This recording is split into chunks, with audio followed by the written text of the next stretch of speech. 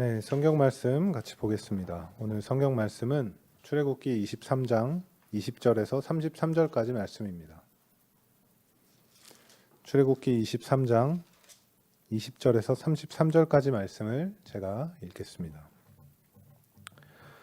내가 사자를 내 앞서 보내어 길에서 너를 보호하여 너를 내가 예비한 곳에 이르게 하리니 너희는 삼가 그의 목소리를 청종하고 그를 노엽게 하지 말라. 그가 너희의 허물을 용서하지 아니할 것은 내 이름이 그에게 있음이니라. 네가 그의 목소리를 잘 청종하고 내 모든 말대로 행하면 내가 내 원수에게 원수가 되고 내 대적에게 대적이 될지라.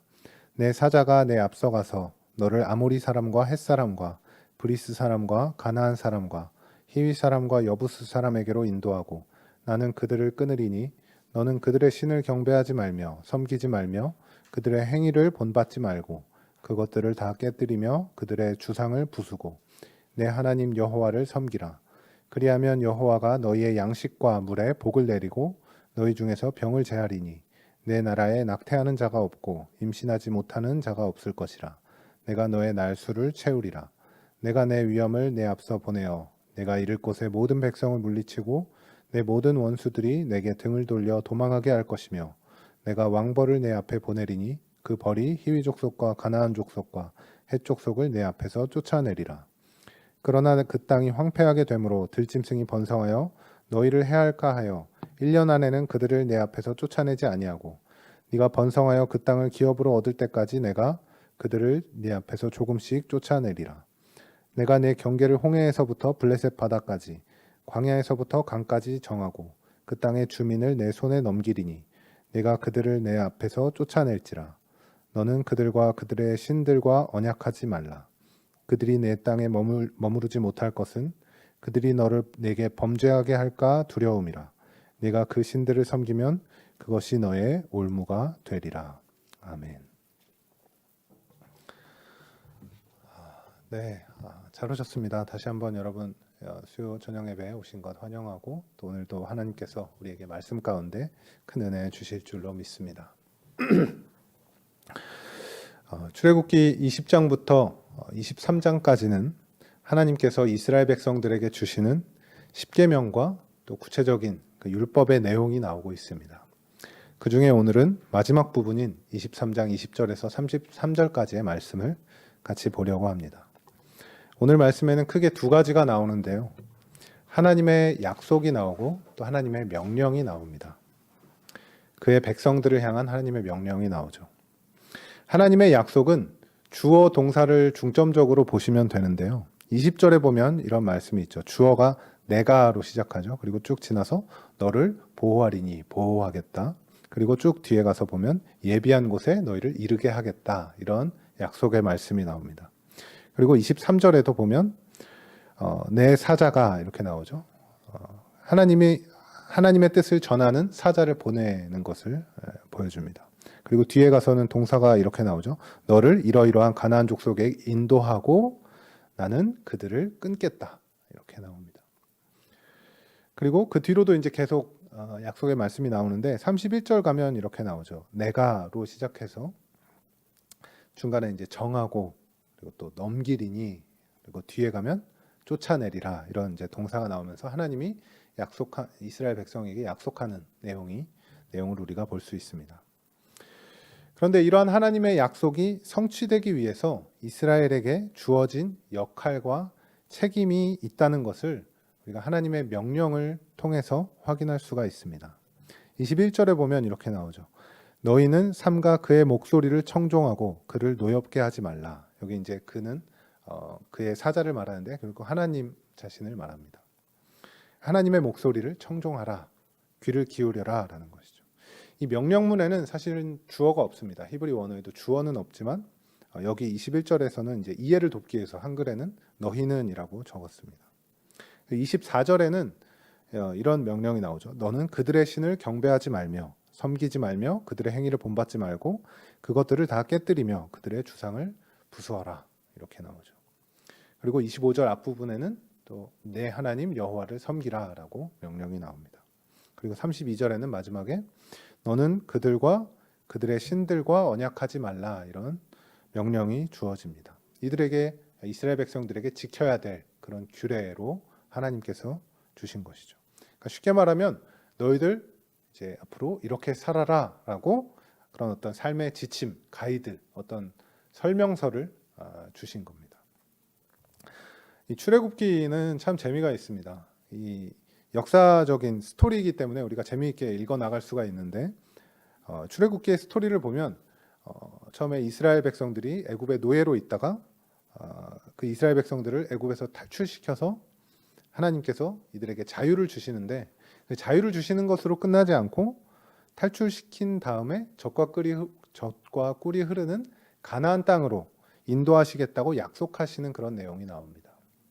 그런데 이 과정은 출애굽하는 이스라엘 백성들의 이 과정을 보면 우리가 하나님을 믿는 한 개인의 어떤 구원의 과정으로 우리가 이것을 바라보고 이해할 수가 있습니다. 죄의 노예였던 우리를 죄로부터 해방시키시고 그래서 자유인이 되게 하시고 자유인이 될 뿐만 아니라 영원한 하나님의 나라로 우리를 인도하시는 그런 하나님의 섭리의 그런 과정으로 우리가 바라볼 수가 있습니다. 그러니까 애굽의 노예로부터 해방되고 가나안 땅에 들어가기까지 이스라엘 백성들이 겪는 모든 과정들은 말하자면 바로 우리 신자들이 이 땅을 살아가면서 겪어야 될 그런 어떤 삶의 과정이라는 것을 보여주고 있는 것이죠. 그래서 가나안 땅에 들어가는 것이 그냥 손쉽게 무혈입성하는 것이 아니라 믿음의 선한 싸움을 싸워나가야 한다는 것을 보여주는 것이 바로 오늘 말씀에 나타나 있는 것입니다. 가나안 땅에는 하나님을 믿지 않는 이방 민족들이 살았습니다. 헷 족속, 기르가스 족속, 아모리 족속, 가나안 족속, 브리스 족속, 히위 족속, 여부스 족속. 네. 그렇게 하나님을 믿지 않는 이방 민족들이 살았는데 이들은 바알과 아스다롯 이렇게 등등 이방신들, 그러니까 하나님이 아닌 다른 형상들을 만들어서 그 우상들을 섬기면서 살아가던 자들이었습니다. 24절에 보면 그 내용이 나와 있죠. 24절 보면 이렇게 나와 있습니다. 너는 그들의 신을 경배하지 말며 섬기지 말며 본받지 말고 이렇게 나오는데요. 여기 말하는 그들은 23절 아까 얘기했던 하나님을 믿지 않는 가나안 땅에 거주하고 있는 이방 민족을 말합니다. 그리고 여기 신을 경배하지 말라라고 나왔는데 이게 원어에는 복수 형태로 되어 있습니다. 그래서 정확하게 하면 신을 경배하지 말라가 아니라 신들을 경배하지 말라입니다. 그들은 이미 많은 신들을 경배하고 섬기는 다신교의 신앙을 갖고 있었습니다. 물론 거기에는 하나님이 아닌 다른 신들을 섬기고 있었죠. 그래서 오늘 그 하나님의 명령 가운데는 10계명 중에 1계명과 2계명이 같이 나오고 있습니다. 24절에는 그들의 신을 경배하지 말라, 주상을 부숴버려라, 이런 어떤 우상을 섬기지 말라는 2계명의 말씀이 나오고 25절에는 내 하나님 여호와를 섬기라라는 1계명의 내용이 나오고 있습니다. 그리고 23장 뒷부분에 가서는 우상을 섬기는 이방 민족들, 하나님 없는 자들을 하나님께서 쫓아내실 것을 약속하고 있습니다. 그래서 오늘 말씀 뒷부분에 보면 쫓아낸다는 표현이 계속해서 나오고 있습니다. 27절에 보면 백성들을 물리치고 내 모든 원수들이 내게 등을 돌려 도망하게 할 것이며, 지금 이제 하나님이 쫓아내시겠다는 거죠. 그리고 28절 뒷부분에 보면 쫓아내리라, 이런 표현이 나옵니다. 그리고 29절 30절의 내용은 보면 이들을 쫓아낼 건데 1년 안에는 쫓아내지 않고 네가 가서 번성해서 그 땅을 얻을 때까지 조금씩 쫓아내겠다는 표현이 또 나옵니다. 그리고 31절에도 쫓아내는 내용이 나오는데요. 여기 보면 하나님이 하실 일이 나오고 또 이스라엘 백성들이 할 일이 나옵니다. 31절 보면 이렇게 돼 있죠. 여기 내가는 이제 하나님이죠. 내가 내 경계를 홍해에서부터 블레셋 바다까지 광야에서부터 강까지 정하고 그 땅의 주민을 내 손에 넘기리니. 그러니까 경계를 정하고 그 땅의 주민을 손에 넘기는 것, 이런 것들은 다 하나님이 하시겠다라고 말씀하고 있습니다. 하나님이 손에 넘길 것이라고 말씀하고 있죠. 그런데 그것이 그냥 하나님이 갑자기 그냥 확 없어지게 하는 것이 아니라 그 다음에 보면 이런 말씀이 있습니다. 내가 그들을 내 앞에서 쫓아낼지라. 그러니까 이스라엘 백성들이 할 일이 있다는 겁니다. 그냥 하나님이 하시도록 그냥 가만히 보고 있는 게 아니라 이스라엘이 그들을 직접 쫓아내야 하는 것입니다. 왜 쫓아내야만 했을까요? 우리가 물론 이제 성경을 계속 설교 듣고 성경을 보면서 많이들 배워왔겠지만 그들이 어떤 존재냐면 하나님이 없는 자들입니다. 하나님이 없는 자들이라는 것이 무엇을 의미하냐면 33절에 나와 있습니다. 네, 33절 말씀이 있나요? 제가 안 만든 것 같은데. 네. 33절 보면 이렇게 나와 있는데 그들이 내 땅에 머무르지 못할 것은 그들이 너를 내게 범죄하게 할까 두렵다. 네가 그 신을 섬기면 그것이 너의 삶의 올무가 될 것이다. 그러니까 왜 같이 살면 안 되나 이런 생각을 할 수가 있겠죠. 우리가 서로 그냥 피해 안 주고 편하게 살면 되지 않을까 이렇게 생각합니다. 그러나 그게 안 된다고 지금 말하는 겁니다. 그러니까 그 사람들이 이스라엘 백성들을 범죄하게 한다라고 지금 말씀하고 있습니다. 여기서 말하는 범죄가 뭐냐? 하나님의 뜻을 저버린다는 겁니다. 하나님의 존재를 망각하게 한다는 겁니다. 하나님 없이 살게 된다는 겁니다. 우상을 섬기는 자들에게는 하나님이 없었습니다. 그래서 당연히 삶의 모든 순간에 선택을 하든 뭘 하든 하나님을 의식하지 않고 살아가게 되는 겁니다. 그런 사람들과 같이 살게 되면 그런 모습들이 자연스럽게 묻어나와서 이스라엘 백성들에게 전해지고 그 이스라엘 백성들이 그런 삶을 살아가게 된다는 거죠. 사자성어로 말하면 금묵자흑, 군주자적이 된다는 겁니다. 이 내용을 우리가 이제 신앙적으로 우리 삶에 적용을 할 때 잘못 적용하면 자 이제 우리 주변에 있는 하나님을 믿지 않는 사람들을 다 쫓아냅시다. 물리칩시다. 그 사람들과는 상관하지 맙시다. 관계도 맺지 맙시다. 이렇게 적용을 하게 되는 거죠. 그런 식으로 잘못 적용하는 그래서 좀 더 과격하게 적용하는 사람들을 우리는 과격한 근본주의자라고 합니다. 이런 자들을 영어로는 radical fundamentalist라고 하는데 이게 이제 굉장히 심해지면 이제 막 테러도 저지르고 이제 굉장히 과격하게 말에서부터 정말 폭력적인 것까지 이렇게 나가게 되는 거죠. 그런 사람들이 있습니다. 그러나 우리는 그렇게 하면 안 됩니다. 우리가 쫓아내야 하는 것은 하나님을 믿지 않는, 하나님을 안 믿는 사람들이 아니라 우리 안에 있는 하나님의 뜻과 반대되는 생각, 우리 안에 있는 영적인 우상들을 쫓아내야만 합니다. 우상이 뭘까요? 우상은 하나님의 자리에 하나님 대신 차지하고 있는 것, 그것이 바로 우상입니다. 하나님은 모든 인류를 예배자로 창조하셨습니다. 그런데 이 예배자는 크게 둘로 나뉘는데요. 하나는 하나님을 예배하는 자, 그리고 또 한 부류는 하나님이 아닌 다른 것을 예배하는 자입니다. 그러니까 하나님을 예배하지 않는다면 하나님이 있어야 할 자리에 우리는 다른 어떤 것을 채워넣고 그것을 예배하게 된다는 거죠. 하나님을 모르는 자는 그 마음의 중심에 뭐로 가득할까요? 하나님이 아닌 것들로 가득 채워져 있을 것입니다.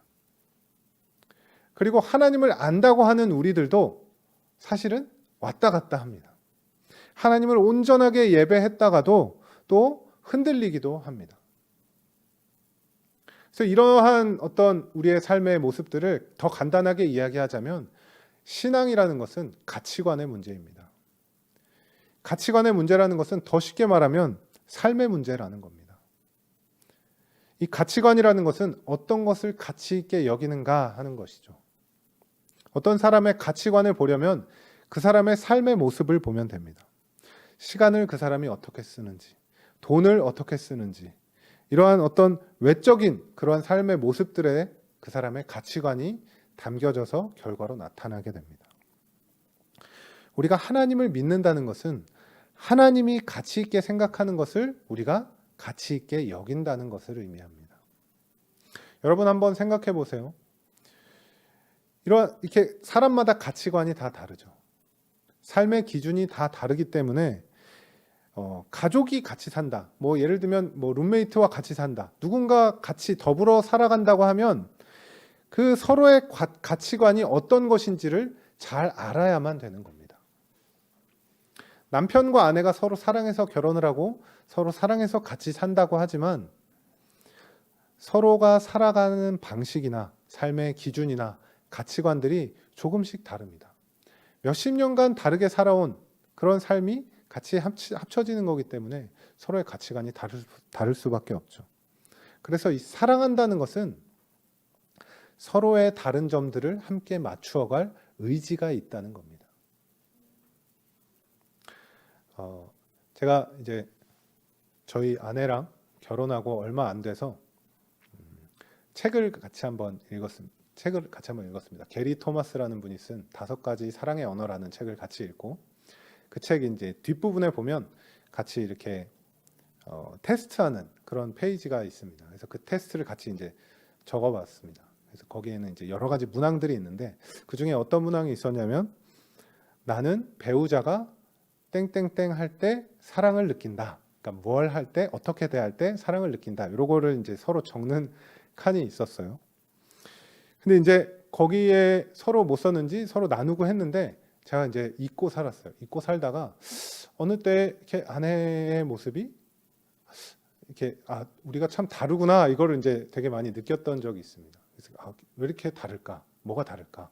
저 사람은 어떤 생각을 가지고 살아갈까? 이런 생각을 이제 가지고 있다가 어느 날 제가 이제 문득 책장을 이렇게 보다가 이 책을 보고 이제 그냥 무심결에 이렇게 보다가 뒤에 테스트한 걸 이제 봤습니다. 아내가 테스트한 걸. 근데 거기에 이제 이 문항을 이렇게 보게 된 거예요. 뭐라고 썼나? 근데 거기에 이제 뭐라고 써 있었냐면, 아내가 이제 쓴 겁니다. 나는 배우자가 설거지를 해줄 때 사랑을 느낀다. 이렇게 적어 놓은 거를 제가 봤습니다. 물론 전에도 같이 나눴는데 그때 보니까 새삼 이제 새롭게 다가오더라고요. 제가 그때부터 저의 가치관이 바뀌었습니다. 그것을 다시 한번 확인한 뒤로 제 가치관이 바뀌었어요. 그전에는 제가 어땠냐면, 설거지라는 건 그냥 내가 해도 되고 너가 해도 되고 뭐 누가 해도 상관없다, 약간 이런 생각이었어요. 근데 이제 설거지를 웬만하면 제가 하려고 합니다. 그전에는 별로 이게 싱크대에 뭐가 있는지 신경도 안 쓰고 살다가 이제 요즘은 계속 싱크대만 보는 거죠. 설거지 할 게 있나. 물론 이제 매번 이렇게 하지 못하지만 그래도 이제 계속 의식을 하고 하려고 합니다. 뭐가 없는지 계속 확인하고 설거지를 하려고 하는 거죠. 제가 왜 이 이야기를 하냐면, 우리가 하나님을 믿는다고 하는 것은 하나님이 진짜 가치 있게 여기시는 것이 무엇인지를 알아야 된다는 겁니다. 그런데 사람들은 정말 이상하게 하나님에 대해 어설프게 알면서도 그 하나님의 가치관을 알 수 있는 객관적인 정보로 제시된 기록된 말씀을 보려 하지 않고, 하나님은 이런 분일 것이다 라고 혼자만의 생각으로 추측하고 상상하고 그러면서 자기만의 어떤 하나님에 대한 이미지를 만들어냅니다. 이게 바로 우상입니다. 우상. 내가 만들어낸 하나님의 이미지, 이것이 우상인 거죠. 사람들끼리도 서로 상대방에 대해서 어설프게 알면 서로 오해를 하게 되고 갈등이 일어나고 싸움이 일어납니다. 그런데 그 사람에 대해 알면 알수록 그 사람을 이해하게 되고 받아줄 수 있고 품어줄 수 있고 용납하게 되고 서로 더불어서 함께 잘 살아갈 수 있게 됩니다. 그래서 우리가 믿음의 선한 싸움을 싸워야 한다라고 할 때, 우리 안에 있는 하나님의 뜻과 반대되는 생각들, 그런 가치관, 그런 삶의 기준들, 이러한 것들을 우리가 물리쳐야 한다는 겁니다. 오늘 말씀 21절에 보면 이런 말씀이 있죠. 아까 읽었지만 너희는 삼가 그의 목소리를 청종하고 그를 노엽게 하지 말라. 그러니까 우리가 하나님의 그 음성, 하나님의 말씀에 귀를 기울이는 것을 하지 않으면 세상의 가치관, 세상에서 들려오는 그 음성이 우리 마음의 귀에 울려서 그것에 우리는 귀를 기울일 수밖에 없다는 겁니다. 우리는 하나님의 말씀을 듣지 않으려는 우리 자신의 죄악된 본성과 끊임없이 싸워야 된다는 겁니다. 우리가 어떤 상대방, 어떤 다른 사람들과 어떤 다른 환경들과도 싸워야 하지만 가장 중요한 건 우리 자신에 있는 하나님으로부터 불순종하고 하나님으로부터 멀어지려는 우리 자신의 죄악된 모습과 싸워야 되는 겁니다. 그것이 믿음의 선한 싸움입니다.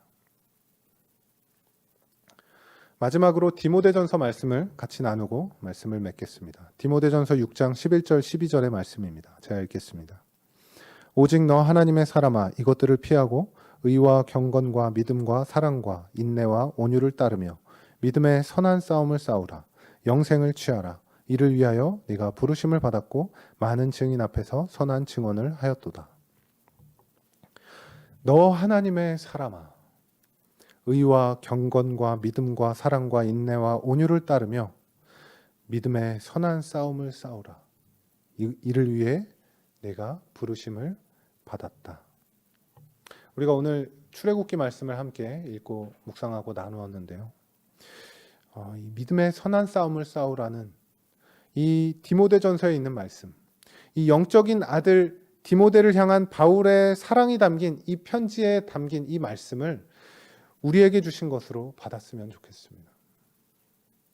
여기 11절에 보면 오직 너 하나님의 사람아 이것들을 피하라 라고 나오는데 이것들은 그 앞에 있는 내용입니다. 오늘 읽진 않았지만 그 앞에 있는 내용은 뭐냐면 그리스도의 말씀이 아닌 다른 교훈을 따르는 자들에게 나타나는 삶의 결과들입니다. 다 부정적이고 안 좋은 것들이죠. 뭐냐면 투기와 분쟁과 악한 생각과 마음이 부패해지고 진리를 잃어버리고 어리석고 해로운 욕심을 갖게 되고 돈을 사랑하고 탐심을 갖게 되는 그런 모든 것들입니다.